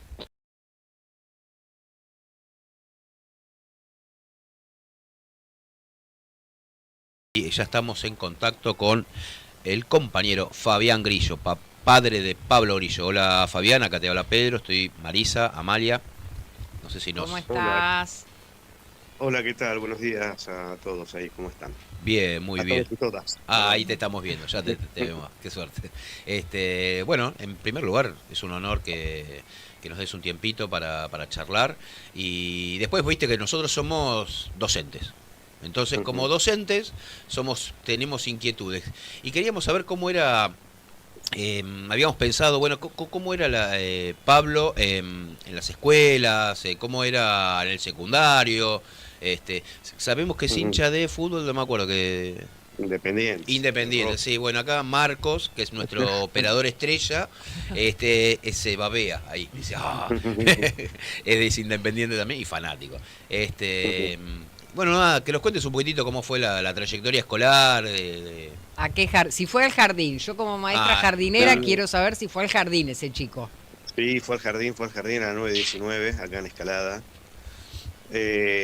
Primero estuvo funcionando el jardín en el ámbito de la Escuela 40, después se construyó, nosotros estuvimos en la cooperadora del colegio, ¿no? Cuando se construyó el nuevo edificio. Frente a la placita, un edificio muy lindo, y bueno, y él participaba en el jardín. Él siempre fue siempre solidario, desde chiquito. Había ya en la primaria, por ejemplo, había una... En el jardín tenía novia. Es de suponer, que sepamos no, pero bueno. Muy inquieto, siempre muy inquieto. Buen alumno también, siempre fue buen alumno. Nunca tuvo problemas con... ¿A qué escuela primaria fue? La 40. Ah, la 40. Escuela 40 de Remedios de Escalada. Es acá a 2 cuadras, acá nomás, cerquita. Y es de proximidad, ¿no? Muy inquieto, De hecho, tuvo sus inconvenientes con alguna maestra con respecto a su liderazgo, ¿no? Él siempre tuvo una tendencia al liderazgo, ¿no? Ah, mira. Entonces ya nos llamó una vez que medio como que le revolucionaba el aula. Y qué lindo. Pero en cierta forma estuvo con especialistas charlando y bueno, el problema era más que nada fue de la maestra, ¿no? Más que del suponemos que siempre, no los supo padres utilizar siempre ese decimos liderazgo en forma positiva. ¿Sí? Eso fue en síntesis la conclusión de todo ese proceso. Está muy bien. Él se aburría en una etapa, se aburría en el colegio. Y a veces perdón, Fabián, Amalia te habla.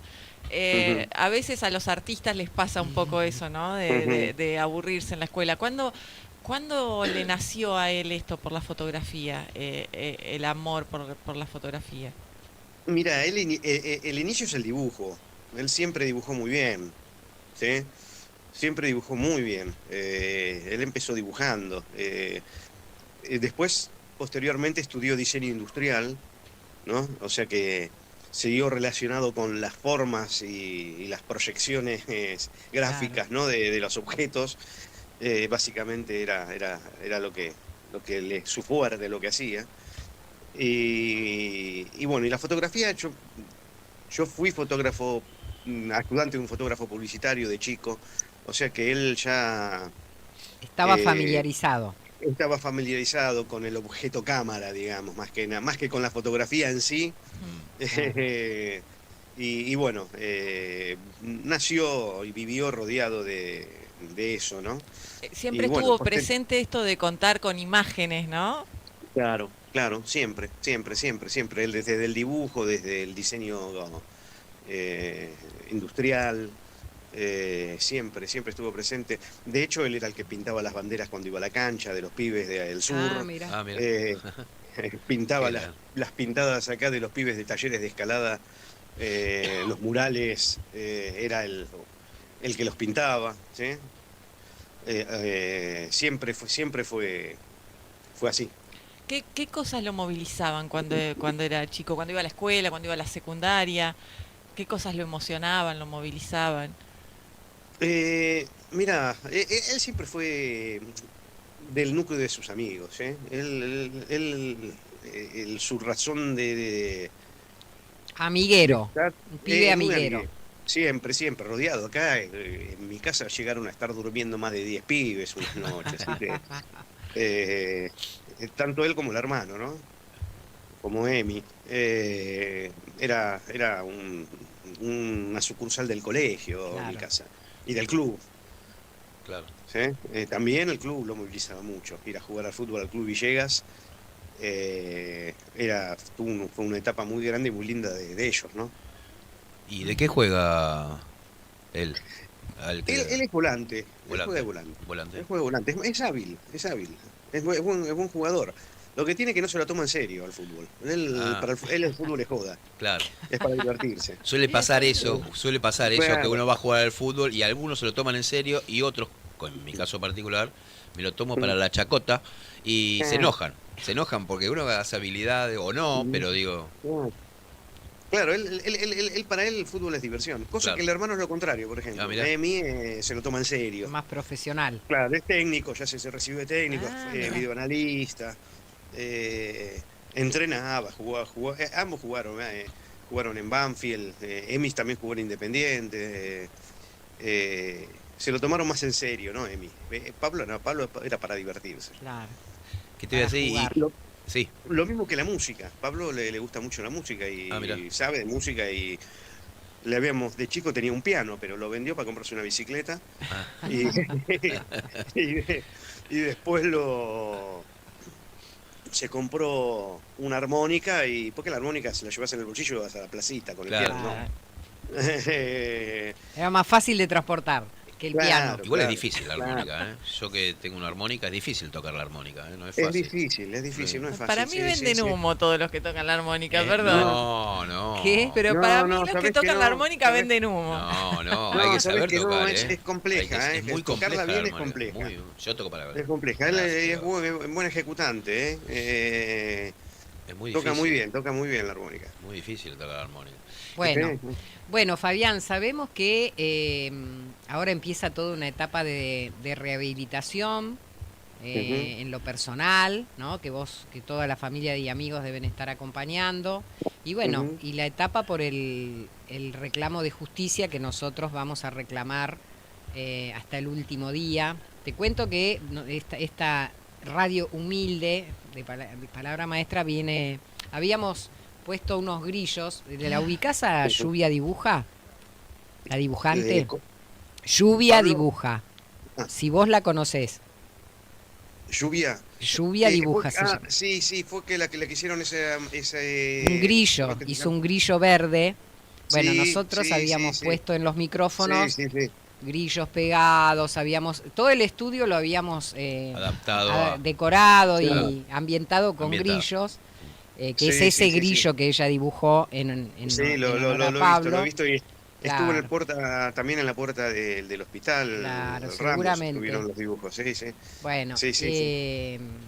o sea, está presente en cada programa, estamos pidiendo justicia, estamos pidiendo por su salud, así que bueno, sé que estuvo sabemos estuvo Robbie, Sí. Silvia Almazán, bueno, en cada momento ahora recibieron un homenaje en Cipreva la semana pasada. Sí. Así que bueno, esto siempre es un abrazo para ustedes, aunque a veces es físico y a veces es medio en el éter como es ahora, ¿no? Pero es un abrazo que a ustedes los ayuda a transitar esto como familia y a nosotros nos ayuda a saber que recordar todos los días nuestra obligación como militantes del campo nacional y popular, nuestra obligación como docentes, la defensa de lo justo, de la vida. Y le quisimos dar otra voltereta, otra vuelta a la entrevista y no preguntarte tanto por las cuestiones de salud, sino bueno, cómo era él como niño. Tengo otra pregunta yo. Así que quisimos ir por ahí. ¿Te puedo hacer otra preguntita con respecto a por qué empezó a sacar fotos? Antes de sacar fotos en las movilizaciones, ¿sacaba fotos en otros lados? ¿Cómo llegó a empezar a sacar fotos en las movilizaciones? Bueno, mira, él de entrada empezó a usar mis cámaras, a sacar fotos. Yo veía que tenía muy buen ojo, entonces yo le insistía en que aprendiera, claro. ¿sí?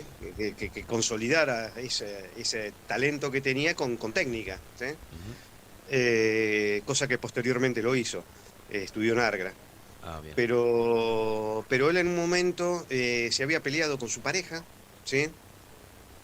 Hace unos años, en el 2014, creo, 2015, más o menos por ahí, siendo aún joven, que todavía lo es, pero era más joven. Más joven. Y bueno, se fue a México de vacaciones y se quedó un año y pico. Y cuando se fue le di mi cámara, ¿sí? Le había dado la cámara que tenía yo en ese momento y empezó a trabajar en la playa con la cámara, por eso se pudo quedar un año y pico, ¿sí? Cobrándole a los yanquis que se cazaban en las playas, le cobraban en dólares, se compró un dron, mejoró el equipo, empezó a trabajar con eso y de hecho hasta inclusive lo vieron trabajar una productora que estaban filmando una película, una productora norteamericana, estaban filmando una película. Y lo contrataron y estuvo trabajando en la producción de esa película. Mirá vos. Se lo querían llevar allá. El director de fotografía le encantaba cómo trabajaba, se lo quería llevar, le quería hacer un contrato para que vaya a trabajar con él. Mirá. De hecho está conectado. Sí, no, es talentoso, el petizo es talentoso. y bueno. Y empezó así con la fotografía. El fotoperiodismo vino después, unido a su compromiso social, claro. ¿sí? Unido a su militancia, a su empatía con el otro, ¿sí? Exacto. Surge la necesidad de documentar. Yo creo que explotó en cierta forma en la pandemia. Él durante la pandemia estuvo colaborando en las barriadas, ¿sí? Ajá. Y colaboraba en el trabajo de asistencia a la gente en Villa Azul, en Villa Tranquila, creo que estuvo en varios lugares. Sí, cuando explotaron en los barrios populares, explotó la pandemia, fue muy grave y necesitaban mucha asistencia.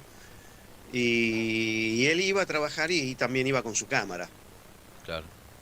Y ahí empezó a... Ahí empezó y... Simultánea a esto, bueno, fue el curso de Argra y empezó a ver el tema de desarrollar por el lado del fotoperiodismo, ¿no? Claro. Muy bien. Bueno, Pablo, Fabián, yo no quiero dejar pasar, yo sé que acordamos hacer otro tipo de entrevista, pero la realidad es que no lo puedo dejar pasar. El lunes que conoció el informe de Gendarmería, finalmente, donde descartan la responsabilidad del gendarme en el disparo que hirió a Pablo. ¿Vos cuál es tu opinión al respecto? Mira, yo creo que de Gendarmería no se podría esperar otra cosa, de esta Gendarmería, ¿no? Total. De la Gendarmería de Burlich.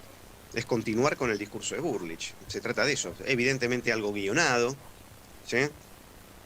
Vos fijate que eso trascendió posterior al allanamiento. Eso se le fue solicitado a Gendarmería, entre otras cosas eso, y eso no lo entregaron. Eso evidencia que ni siquiera ellos estaban, qué sé yo, como diría mi abuela, estaban con el culo sucio, ¿no? No lo mostraban, ¿sí? Y fue resultado del allanamiento. Además se nota muy claro no solo lo absurdo, sino que lo guionado, ¿no? Que son las declaraciones. Son muy copiadas con punto y coma, las de uno, las de otro. De hecho, también es desprolijo. Lo abrieron, lo cerraron un par de veces, lo fueron acomodando en función de lo que ellos, de que la defensa de ellos le necesitaba. Que de hecho es de destacar la defensa de esta persona de Guerrero, lo está ejerciendo los abogados de Gendarmería. Sí. ¿Sí? O sea que el domicilio legal del presunto homicida en grado de tentativa es Gendarmería Nacional. Sí. Claro. No, y aparte lo exhaustivo que tendría que ser una investigación a este respecto, cuando en realidad lo de Pablo es tuvimos la mala suerte de que fuera Pablo, pero podría haber sido cualquiera, porque no era el único gendarme que estaba disparando de esa forma en ese lugar. Vos lo dijiste también, lo dijeron ustedes, el hecho de que, bueno, que la sensibilización y el hecho del compromiso de toda la sociedad y de los gremios con lo que pasó Pablo. Porque lo que pasó Pablo, esa bala nos la tiraron a todos. Totalmente. La ligó Pablo, pero nos la tiraron a todos. Esto fue disciplinador. Y la mentira sigue agrediéndonos, ¿no? Sí, sí. Nos agrede desde lo político, desde lo judicial, y nos agrede desde la ética, desde la moral, desde la cordura incluso, ya excede lo político esto. Totalmente. Ya es absurdo, es una cosa que no tiene sentido, ¿no? Sí.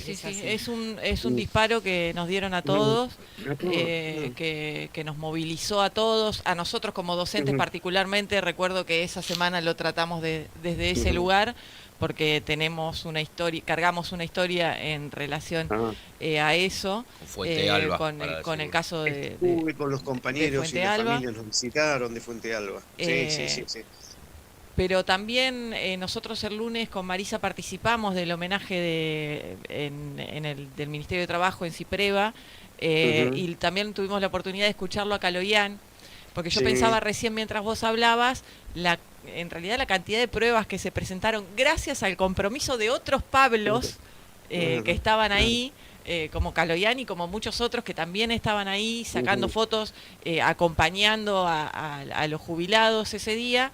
Se pudo hacer la reconstrucción y es muy clarito que lo que dice Gendarmería no es así, pero cuando lo escuchaba a Caloyán el otro día, la verdad que me conmovió inmensamente, porque él termina diciendo que presenta la evidencia porque Pablo también lo hubiera hecho en su lugar. Así que, bueno, nada, no sé si chicos tienen algo más para... No sé, vos querés contarnos algo más, algo, no a nosotros tres, sino a todos los que nos están escuchando, y después tenemos mensajes para vos. Sí, no quiero, no solemos hacer esto, pero te voy a leer los mensajes que tenemos, si te parece bien. Después los podés ver en YouTube igual. Y seguramente que van a seguir cayendo más tarde. Así que... Sí. Voy a tratar de leer específicamente los que son para Pablo. Dice Liliana Cirulio desde Rauch, dice: abrazamos y le damos mucha fuerza a Pablo, a la familia, y colectivamente seguimos con la lucha. Cristina Mellado, que en un ratito va a estar acá, dice: abrazo fuerte Fabián, y mucha fuerza con la recuperación para Pablo. Evangelina Pironchelo dice, buen día, abrazamos a la familia de Grillo, mucha fuerza, saludos desde Luján. Una compañera acá que no dice el nombre, el usuario es Val, dice, todos los viernes semaforazo en la Plaza de Remedios de Escalada hasta que Pablo vuelva. Luciano dice, abrazo a la familia Grillo. Y Liliana Escarcelli dice, qué lindo conocer un poquito de Pablo en el transcurso de su paso por el cole, mucha fuerza para la familia Grillo, estamos con ustedes siempre y pedimos justicia por Pablo. Maxi Boga dice, la lucha pidiendo justicia por la represión del Estado, de los Milei y del plan del FMI, vamos a seguir reclamando colectivamente. Fabián, te agradecemos muchísimo que nos hayas prestado este minutito para conocer un poco más a Pablo, para conocerte un poco más a vos, y para no dejar de hablar nunca de esto, porque no hay que olvidar lo que pasó y hay que seguir exigiendo justicia. Por lo demás, te saludamos y te agradecemos. ¿Algo más que quieras contarnos antes? No, simplemente agradecer, muchas gracias. No. Como para contar hay 1000 cosas, ¿no? Sí. Hay un montón de cosas, pero les agradezco muchísimo. No, te agradecemos infinitamente a vos. Abrazo a vos y a toda la familia y a Pablo en especial. Gracias, muchas gracias, chicos. Gracias a todos.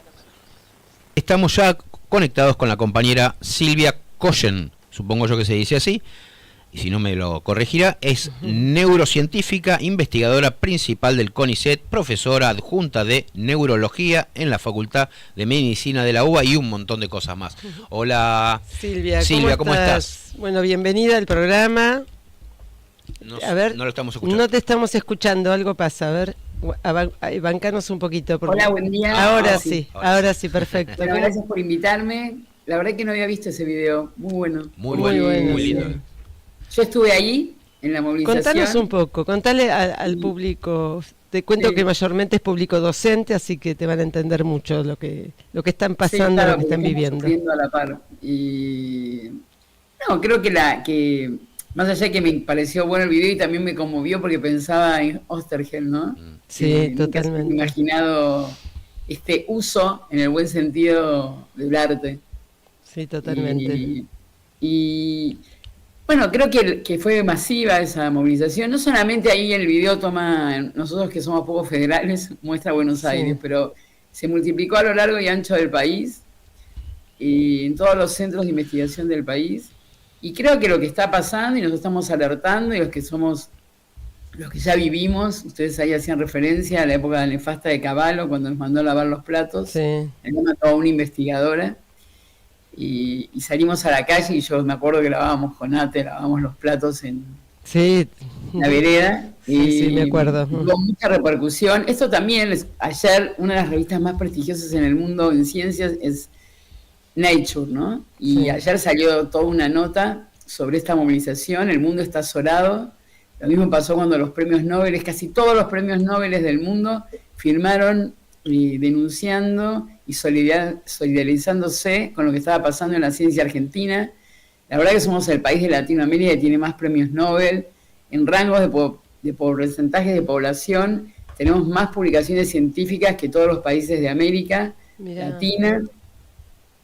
Y competimos con algunos de Europa. Y estoy contando esto para el público en general. Está muy bien. Cuando nos dicen que no somos evaluados, siempre somos evaluados, todo el tiempo somos evaluados. Por supuesto que es un lugar muy competitivo. Y es así en el mundo. Y entonces una manera de competir es cuántos doctorandos uno forma, cuántos docentes uno tiene, cuántas tesis o tesistas uno va a dirigir, cuántas publicaciones uno tiene, y también para qué sirve lo que hacemos en términos de lo que es la ciencia, ¿no? La investigación. En mi caso particular, yo trabajo en la zona bonaerense, en Florencio Varela. Ahí creamos una unidad, que así se organiza el CONICET, ejecutor en neurociencias, en nuestro caso, que comparte el CONICET con la Universidad de Jaureche y con el Hospital El Cruce. Y nosotros, además de lo que acabo de decir como elementos de mérito, y lo estoy diciendo para entender todo lo que se puede llegar a destruir. Todos los derechos, ¿no?, que se quieren llevar puestos. Pero más que los derechos, acá estamos hablando, me parece, yo estoy centrándolo, no porque no tenga en cuenta los derechos como trabajadora, sino porque estoy centrando en el impacto que tienen en la sociedad, ¿no?, en nuestro país. Entonces, en el caso nuestro, además, nosotros damos asistencia a pacientes con una calidad y con un nivel que no existe en toda América Latina. De hecho, recibimos países de toda América Latina. Entonces, quiere decir, lo que se pierde, lo vimos en la pandemia, el servicio que nosotros brindábamos, no además de las cosas que conté, a la comunidad. Y esto lo digo en la especialidad mía, pero también lo puedo decir en ciencias sociales cuando se profundiza y se entiende, por ejemplo, los investigadores que trabajan en cómo se enseña, cuáles son los problemas que está habiendo en este momento entre la currícula en un aula y la realidad. ¿Qué pasa con la formación de los docentes? Digo, también hablo como neurocientífica, que es un tema que siempre me preocupa, ¿no? Entonces, creo que la manifestación fue muy importante en todo el país, no tanto por los derechos nuestros que están siendo avasallados, sino para alertar a la comunidad entera lo que se está poniendo en peligro. Claro, Silvia. Formar un investigador, nosotros ya lo vivimos eso, cuando llega Néstor Kirchner al poder y estaba Filmus como ministro de Educación, en ese momento no había Ministerio de Ciencia y Tecnología, siempre me acuerdo de una reunión que hubo donde veíamos que se llamaba convocatorias para becarios, para tesis doctoral, y se presentaba poca gente, porque vos tenés que tener un ciclo que se vaya formando para que alguien... y ni les digo cuando se abría la apertura para en carrera de investigador, tenés que tener un doctorado hecho. Eso lleva como mínimo 5 años. Claro. Entonces, se había destruido antes, no se podía recuperar porque había una voluntad política de recuperar. Muy buen ejemplo. El programa Raíces, para atraer los científicos que habían sido expulsados por la política argentina, para atraerlos porque no teníamos recursos humanos calificados. En este momento este gobierno está apuntando a eso, lo dice claramente. Inclusive, como se contó, usa falsedad. Estábamos en la calle movilizándonos y salió de una fundación de ellos que salió y toda una propuesta de destruir el CONICET. ¿Cómo se destruye el CONICET? Bueno, en vez de dejar un sistema estable como tienen todos los estados del mundo, todos absolutamente, porque nosotros somos recursos humanos valiosos que no hay que perder, en vez de dejar un estable con presupuestos para poder seguir desarrollando investigación, es desvincula y no tiene más relaciones laborales. Entonces cada investigador, dicen ellos, que es por proyecto. Sin embargo, entonces sí en el mundo entero, porque uno sabe que es el camino a la destrucción. Entonces creo que la marcha de la movilización, yo hablo así con tanta vehemencia, porque creo que fundamentalmente fue para alertar a la comunidad sobre los peligros que está viendo ahora. O sea, es perder la posibilidad, entre otras, que ya se están perdiendo, de tener un país soberano. Sí, totalmente. Perdón. Despierta muchas preguntas todo lo que estás diciendo, la verdad que excelente, muy muy claro todo. Cuando yo te decía derechos, me refería también puntualmente a los derechos de quienes no estamos en el CONICET, de quienes somos beneficiados por todo lo que sucede en el CONICET, ¿no? Por eso que tan importante que vos decís contarle a la sociedad lo que le está pasando. Porque en una sociedad solidaria es muy importante ver, bueno, ustedes, la situación de ustedes puntualmente, pero también ver qué pasa con el producto de todo lo que ustedes realizan y qué pasa si se apaga el CONICET, qué pasaría. Tiene que ver con de acá a futuro, tiene que ver con la soberanía. Sí. Es la industria sin humos, ¿no? Como se dice, o sea, no existe, porque aparte, también digo para blanquear las cosas, ¿no? Cuando el gobierno habla y dice que quiere una ciencia productiva, ¿no? Bueno, por él el abanderado es el tipo que no pudo entrar al CONICET. Todos, en chiste, decimos estará resentido, que es de Sturzenegger, no puede entrar, porque no tenía el currículum que era adecuado. Que ¿sí? No lo sabía. Se quedó resentido y enojado. Silvia, perdóname, ¿repetís eso un minutito? Sturzenegger que quiso entrar en el CONICET, ¿y qué pasó? Perdona. Bueno, vos tenés que tener un currículum para entrar. Si entras a la radio, imagino un programa en la radio, si entras a una escuela tenés que tener un currículum. Y el CONICET también, por supuesto, es muy exigente. Hay todo un sistema de méritos, que no es meritocracia, es un sistema de méritos que vos tenés que demostrar que tenés valores y acumulaste saberes para poder merecer estar en ese lugar. Es un lugar que hay que honrarlo también. Claro. Entonces, el currículum. Entonces todos en chiste decimos que el tipo quedó tan resentido y tan enojado. Claro. Es mentira. Yo creo que esto por eso dije en chiste, ¿no? Sí, porque creo que acá, cuando ellos hablan de una ciencia productiva, están cerrando lugares que generan importantísimos ingresos económicos. Y entonces no les importa, porque es mentira. Ellos lo que no quieren es tener un país soberano. una muy buena manera de que esto ocurra es hacer lo que quieren hacer. Y me parece que este es creo que es un aspecto central de la cuestión, ¿no? O sea, decir, si yo destruyo el sistema científico-tecnológico, ahí está, como trato de destruir las universidades públicas, porque las desfinancio, entonces estoy dejando a una comunidad sin recursos ni herramientas para poder tener un desarrollo independiente y no ser una colonia. Digo, porque no hay mucha historia. Si yo no puedo... Y además también, porque tampoco digo, nosotros estamos insertos en un mundo global que ya fuimos aprendiendo, ¿no? Esta globalización que nos vendían al principio cuando aparecía como el gran paraíso, en realidad es un lugar para tener países centrales superpoderosos, no más países en realidad, empresas superpoderosas que manejan al resto como esclavos. Claro. Entonces acá las industrias argentinas, estoy hablando de las grandes industrias argentinas, no son industrias argentinas, son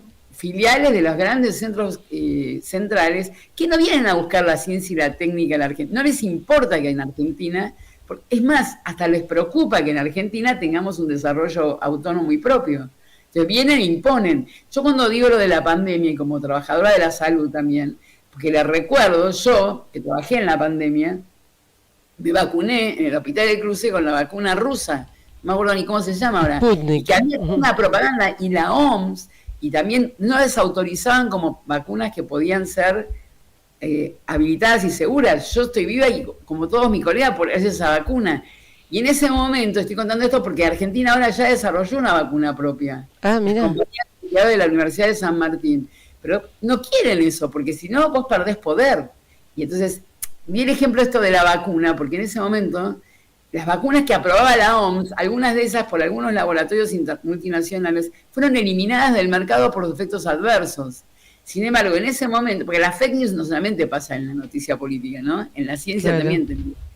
Entonces, quiero decir, a mí me parece que lo más, ya que me dan esta oportunidad de hablar, creo que un aspecto me parece central para toda la comunidad, es demostrar el impacto negativo que tiene, de la misma manera que si yo tengo estudiantes en una escuela primaria, en una escuela secundaria, con una currícula que no esté acorde a la realidad, con docentes que tengan espacios, tiempos y salarios dignos para poder formarse, el impacto que esto tiene es nefasto, porque entonces voy teniendo una población enorme que está en condiciones absolutamente de inequidad porque no alcanza a una educación como corresponde, o en este caso nuestro, no, empieza la barrera ahí, ¿no? Después tampoco van a acceder a poder ser parte del sistema científico y ellos por las dudas, para los que ya estamos y los que están entrando y los potenciales que pueden entrar, lo quieren destruir y cerrar.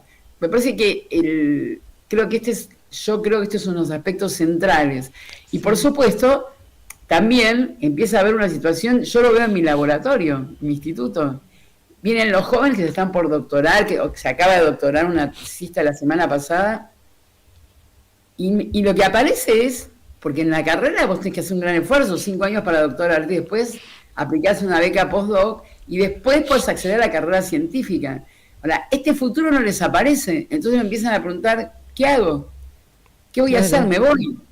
O sea, entonces, ahí es uno de los negocios que tienen, ¿no? Que nuestros científicos los preparemos acá, lo formemos acá, obviamente desde ese estado feo que ellos dicen, y que después, así, en esa baratamente, se vayan a otro país a trabajar por la gran capacidad y formación que tienen en nuestro país, ¿no? Es una manera... Bueno, obvio, yo les voy a contar, porque también nos pasa, yo como cualquier investigador que tenemos un determinado ya nivel en la carrera, tenemos normalmente colaboraciones con compañeras, con colegas de Estados Unidos, de Europa, de China, ahora también tenemos. Y la verdad es que a mí me resulta impactante la cantidad de mail que recibo o de mensajes que me avisan de que se ofrece tal beca, que se ofrece tal posición, porque ellos sí saben, claro. Y no es que son mi enemigo, son colaboradores científicos, pero ellos saben que la gente que se forma con nosotros está muy bien formada. Claro, es así. Un pibe que se hizo un doctorado o que entró a la carrera de doctorado y acá no hay futuro, bueno, mi colega extranjero, que lo primero que siento es que me enoja, después entiendo. Pero lo que siento es que, claro, qué piola. Te llevaste a alguien que se formó conmigo, que estuve 5 años laburando para que se forme. Esa persona estuvo 5 años al país invirtiendo y vos te lo llevás, como decís vos, gratis. Exactamente. Entonces digo, justo en la marcha nos encontramos con amigas y amigos. Nada, uno se va encontrando con gente que se conoce hace mucho tiempo y a todos nos pasa lo mismo. No es que a mí me pasa en neurociencia, pero al que trabaja en física no le pasa y al que trabaja en biología no le pasa, o el que trabaja en ciencias sociales no le pasa. Está ocurriendo esto. Entonces digo, es terrible, es una situación que creo que la única que nos queda, fue todo nuestro instituto a la marcha, así como otros también, es, bueno, dar la pelea, ¿no? Sí, o sea, ¿cómo y además sigue? Incorporarnos a las otras peleas que se están dando. También esta situación, esta realidad me interpela desde otro lugar, ¿no? Porque yo digo, es tal lo que yo siento, esto es una opinión, bueno, todo lo que digo es una opinión personal, pero digo, es tal la crisis de representación que tenemos, que el otro día a mí me impactó, y lo digo, soy de origen judía, pero soy atea militante casi diría, ¿no? Y el otro día el cura que habló en la catedral, no sé el nombre, no me acuerdo el título que tiene, pero Paco. Yo decía, qué bárbaro, ¿qué es la iglesia? Que yo personalmente nunca escucho demasiado, la verdad no estoy atenta a la palabra de la iglesia, y lo digo con todo el respeto. Yo decía, qué bárbaro que el que representa a la iglesia, y que tiene una posición altísima, creo que es el jefe acá de la iglesia, dijo cosas... Cuerva, perdón. Dijo cosas que yo decía, que no escuché de ningún político con esa claridad. Y lo interpeló a todo el poder actual. Entonces pensé, esto también tiene que ver con esta crisis de representatividad. Y el otro día, esta creatividad de las jóvenes y jóvenes que se adoptan como el Eternauta, sí. Y que se marcha y que alertan del peligro que se viene, yo pensaba, creo que es hora, y voy a tomar el título de ustedes, ¿no? De tomar la palabra, de pasar a los hechos. De frente a esta crisis de representación que tenemos, entonces, bueno, no nos queda otra. Y me parece que esto está pasando, y no sé cómo va a terminar esta película, pero creo que no nos queda otra. Un poco yo me sentaba porque pasa también en nuestro... Tenemos becarias, investigadores que votaron al gobierno actual. Y que entonces en este momento, sin embargo, lo vamos a armar una red de directoras y vicedirectoras, instituciones del CONICET, que es la primera vez que pasa eso, porque al lado mío hay gente que piensa exactamente lo contrario, pero que no quiere que se destruya la ciencia, que apostó, yo creo que votaron a la política actual, que acaba de ganar en la capital también, y que votan con el estado de, no sé, de sentirse defraudados, desilusionados, los que no votaron, de que no hay ninguna persona que los represente, pero no quieren que se destruya ni la educación, ni la ciencia, ni la salud. Y me parece, eso estoy hablando más aprovechando que estoy hablando con un gremio que es combativo, que lucha, y que me imagino que hay políticos que aspiran a ocupar, a representarnos y políticas para que escuchen la palabra que está circulando en la calle. Bueno, mira, Hugo Yasky es nuestro máximo representante y a mí me gustaría que lo escuchen un poco más en su actuación o su rol en la Cámara de Diputados, porque vos hablabas de Cuerva, del cura que habló, y yo te escuchaba que tomen la palabra. Bueno, Hugo, por ejemplo, es político, ahora no tiene micrófono. Cuerva tiene micrófono porque la iglesia tiene un poder más allá de quién esté en este momento en ese lugar, ¿no? Pero nuestros dirigentes, y lo tenemos que decir, no tienen el micrófono para que la sociedad los escuche. Lo nuestro es en la calle también, como ustedes, ¿no? Nosotros hicimos el otro jueves una movilización muy, muy fuerte denunciando todas las políticas de crueldad del gobierno. Fuimos frente al Ministerio de Economía. ¿Sabés dónde salió? En China. Y no es una broma, ¿eh? Es verdad. El único medio que lo tomó, que lo filmó, que le dieron la palabra a Roberto Baradel, ¿no? Fue China. Y la verdad que fue multitudinaria y fue muy fuerte porque fue todos los gremios estatales que dependen del Estado. Estoy segura porque cuando yo hablaba esto es un debate más amplio, ¿no? Cuando la crisis de representación, yo coincido. No, pero cuando yo hablaba con un tono así de que no me siento representada, y que creo que, también digo que no sé cómo termina la película, porque también sabemos el límite que puede tener la calle, ¿no? Claro, Entonces digo, pero sin embargo, así como les pasó a ustedes en esa marcha, yo les puedo contar que hay 1000, por ejemplo, cuando me conmovió este video que vi, y además porque yo tengo otro costado que hago cine también, entonces seguramente me conmovió porque está muy bien hecho. Y digo, me parece que está pasando en muchos niveles, en muchos lugares. Se hizo el Bafisi. Nosotros, en el Festival de la Ciudad de Buenos Aires, era hermoso también, como cada director que se presentaba, cada uno que hablaba, salía y denunciaba la política de destrucción del cine nacional que lleva a cabo este gobierno. Y no sale en todos lados, pero yo creo, por eso digo que me parece que medios como ustedes, el otro día cuando estuvimos ahí, que hacía frío, estábamos ahí, pero después me empezaron a llegar por imágenes la concentración en Bariloche. Claro, en el resto del país. Gracias a la gente que está en áreas sociales, especialmente en la antropología. Sí, hay un montón de Bariloche, todos conocemos lo que empieza a pasar en el avasallamiento, la destrucción, pero hasta humana, física, del pueblo mapuche. Sí, las ahora que se manejan, ¿no? Entonces digo, es imprescindible un país que no tenga un sistema científico técnico sólido, fuerte. Es un país que se desdibuja, ¿no? Mira, no hay futuro. Vos decías hace un rato que son muchas luchas para ir cerrando, porque te digo quién nos está esperando, Charlie Pisoni. Y vamos a hablar de la situación de la ex-ESMA. Y vos decías que son muchas las luchas, y cuando hablas en Bariloche pasó lo mismo que en Capital. Nosotros una de las luchas que acompañamos muy fuertemente fue a los compañeros de TELAM.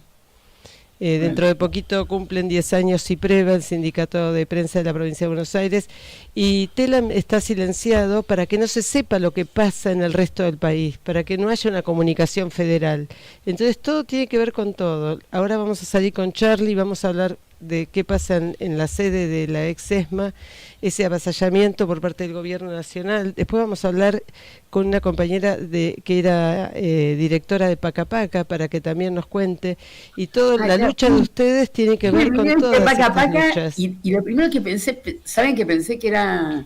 Me lo mandaron, yo no estoy en redes, entonces me lo mandaron por WhatsApp, y yo pensé que era una joda. Sí, yo también. Una sátira. Te juro que yo también. Una sátira. Pero no, es pero así. No, es la Ahora, pura verdad. Vienen con todo a toda velocidad, pero yo los felicito, para ir cerrando, ¿no? Los felicito a ustedes que tomaron la calle nuevamente, porque no es la primera vez, porque aparte yo creo que lo que hacen ustedes todos los días es militancia pura y dura por la soberanía, como decías vos, Silvia, hace un rato. Es construir soberanía, y ahora quieren ir por eso justamente, y ustedes están presentando una resistencia muy fuerte, y las maestras y los maestros, acá él es maestro de primaria y yo soy también de primaria, los acompañamos, y por eso hoy tuvimos el placer de tenerte acá, y toda nuestra lucha también se va a enfocar en lo que ustedes están peleando hoy en día, porque el CONICET nos pertenece, es de todos y de todas, y es futuro. Y aparte, por lo como vos decías también, Silvia, creo que, y hablábamos anteriormente con Elisa, poco a poco, sin querer o queriendo, la serie El Eternauta nos va amalgamando, nos va juntando en la calle, cada uno con su máscara, pero cada uno con su necesidad y su pedido y su exigencia al gobierno nacional, que no destruya nuestra identidad principalmente, ¿no? Así que te agradecemos infinitamente la comunicación, y obviamente que cuando tengan algo que contarnos o que quieran contarle principalmente a las compañeras y los compañeros docentes bonaerenses, el micrófono es para ustedes. Bueno, muchas gracias, un abrazo enorme, y acá estoy. Gracias, Silvia, fuiste clarísima, una maestra, maestra de vida. Muchas gracias. Bueno, estamos acá en la Asamblea de Afiliados. Recién acabamos de aprobar por amplísima mayoría la propuesta salarial realizada por el gobierno provincial. Teniendo en cuenta la situación terrible que estamos viviendo como país, entiendo que desde el gobierno provincial hubo escucha, hubo un primer espacio en el cual no se aprobó lo planteado y se volvió a negociar. Recuerdo que hace 6 años atrás no teníamos paritaria. Y sobre todo recuerdo que actualmente el gobierno nacional está dando de propuesta 0. La propuesta no solo viene para los activos, también la vamos a cobrar los jubilados. Entonces considero que hay que seguir luchando, hay que seguir estando al pie del cañón. Agradezco al sindicato que nos brinda esta posibilidad de poder debatir, de poder poner nuestras ideas, de poder poner en común cuáles son las necesidades y los desafíos que estamos abordando en este momento tan delicado de nuestra realidad nacional. Este gremio se pone al hombro siempre de poder llevar adelante las propuestas de los docentes. Importante en la provincia de Buenos Aires, cabe rescatar, ya que en Nación nos hemos escuchado si no tenemos las paritarias abiertas. Destaco que esa oferta sea por sobre el piso de julio, que no es un dato menor, y la propuesta en torno a la jornada laboral y a la desconexión digital, donde nos encontramos con la apertura y la escucha hacia las demandas que tenemos las y los docentes de toda la región, y que esto no pasa en otras provincias.